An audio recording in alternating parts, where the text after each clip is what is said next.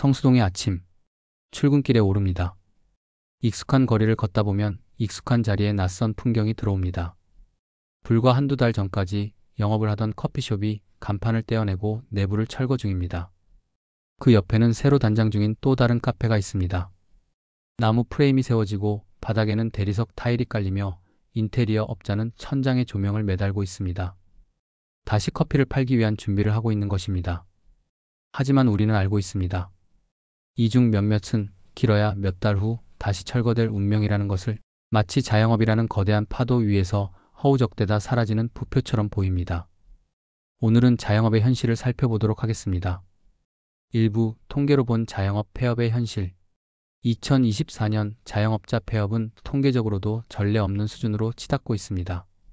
국세청과 통계청에 따르면 2024년 한 해 동안 폐업한 자영업자는 약 91만 명입니다.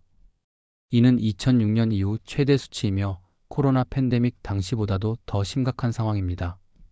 서울만 보더라도 서울시 생활 밀접 업종 가운데 폐업 수는 74,897개이며 반면 같은 해 개업 수는 63,307개에 그쳤습니다. 즉, 장사를 접는 곳이 새로 문 여는 곳보다 훨씬 많아진 것입니다. 특히 외식업 폐업률은 2022년 2.7%에서 2024년 4.2%로 증가하고 있습니다. 더 세부적으로 살펴보면 외식업의 1분기 개업 수는 7,755건이었고 폐업은 6,837건이었습니다. 그러나 2분기에는 개업이 6,824건으로 줄고 폐업이 7,078건으로 오히려 증가했습니다. 경기가 나빠질수록 자영업의 생존율은 극도로 떨어지는 구조임을 보여줍니다. 2부, 왜 이렇게 폐업이 많아지는가? 자영업 폐업의 구조적 원인. 첫째, 수요 자체가 위축되었습니다. 고물가, 고금리, 고환율의 상고시대. 소비자들은 지출을 줄이고 있습니다. 과거에는 외식이 일상이었지만 이제는 특별한 일이 있어야 겨우 외식을 합니다. 커피 한 잔도 집에서 내려 마시는 소비자들이 늘어나고 있습니다. 둘째, 원가가 상승했습니다. 커피숍을 예로 들자면 원두, 우유, 컵, 빨대 등 소모품 비용이 모두 올랐습니다. 여기에 전기세, 수도세, 심지어 음악 저작권료까지 더해집니다. 가게 한 켠에서 작게 울리는 배경음악도 비용을 지불해야 하는 시대입니다. 셋째, 인건비 문제입니다. 최저임금이 꾸준히 인상되며 인건비 부담이 커졌습니다. 이로 인해 아르바이트생을 고용하지 못하고 사장 혼자 운영을 감당하다 탈진하는 사례도 많습니다. 넷째, 임대료 부담입니다. 성수동 같은 인기 지역은 월세가 매우 높습니다. 입지가 좋은 곳일수록 경쟁이 치열하고 권리금도 수천만 원에 달합니다. 장사를 통해 수익을 내기도 전에 임대료와 초기 투자금으로 어려움을 겪게 됩니다. 다섯째, 대출 상환 부담입니다.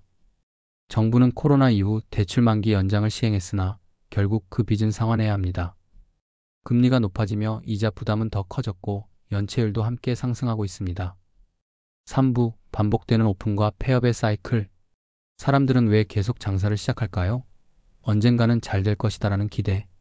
그래도 내 가게 하나쯤은 갖고 싶다는 자영업에 대한 로망. 그리고 무엇보다 마땅한 대안이 없기 때문입니다. 직장을 구하기 어려운 중장년층, 조기 퇴직한 50대, 경력 단절 여성, 프리랜서 전향자들, 이들은 자영업을 생계의 마지막 보루로 여기고 있습니다. 그리고 프랜차이즈 업체들은 이들을 주요 타깃으로 삼고 있습니다. 성수동은 트렌디한 동네입니다. 이 인테리어만 하면 무조건 손님이 몰립니다. 요즘 카페는 무조건 감성입니다. 그 말에 수천만 원을 투자합니다. 인테리어, 가구, 커피 머신, 원두, POS 시스템까지 갖춥니다.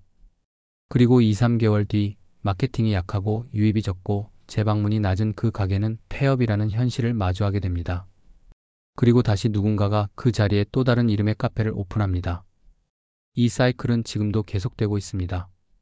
4부, 자영업 생존을 위한 현실적 전략. 이 잔혹한 생존 게임에서 살아남기 위한 방법은 없는 것일까요?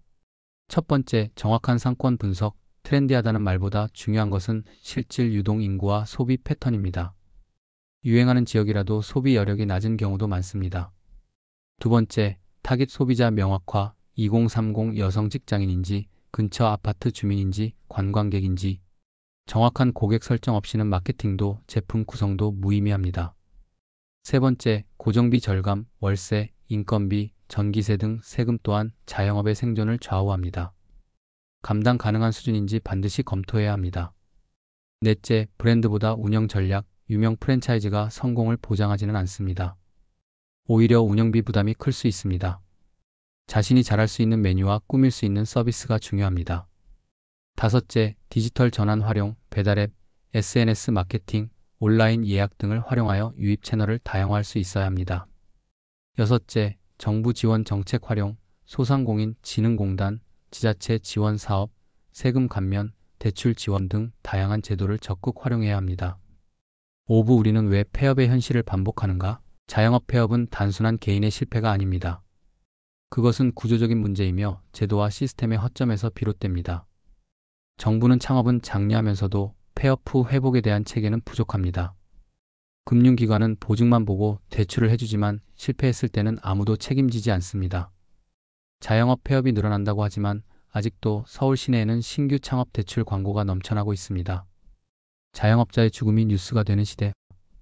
죽음보다 고통스러운 것은 매일같이 고정비를 감당하며 비어있는 매장을 지키는 그 절망일지도 모릅니다. 6부 자영업의 미래는 있는가? 가능성은 있습니다. 하지만 이제는 멋있어 보여서 다들 하니까 먹고 살기 위해서 시작하는 자영업은 끝나야 합니다. 정확한 시장 분석, 효율적인 자본 운영, 실질적인 수익 모델, 현실적인 목표 설정이 필요합니다. 그리고 정부와 사회는 이들의 실패를 감싸 안을 수 있는 안전망을 마련해야 합니다. 우리는 이제 새로운 방식의 자영업을 고민해야 할 시점에 있습니다. 공유주방, 무인 시스템, 지역 협동조합, 소규모 로컬 브랜드 등 다양한 모델이 이미 태동하고 있습니다. 마무리하겠습니다. 성수동의 그 커피숍은 곧 다시 문을 열 것입니다. 그리고 어쩌면 몇 달 후 또 철거될지도 모릅니다. 우리는 그 반복을 더 이상 무심히 지켜보아선 안 됩니다. 누군가의 마지막 선택이 또 하나의 실패로 끝나지 않도록 이 영상이 누군가에게는 한 번 더 멈춰 생각하게 하는 계기가 되기를 바랍니다. 자영업은 우리 모두의 이야기이기 때문입니다. 오늘도 건승하시기 바랍니다. 감사합니다. K의 열린 서재였습니다.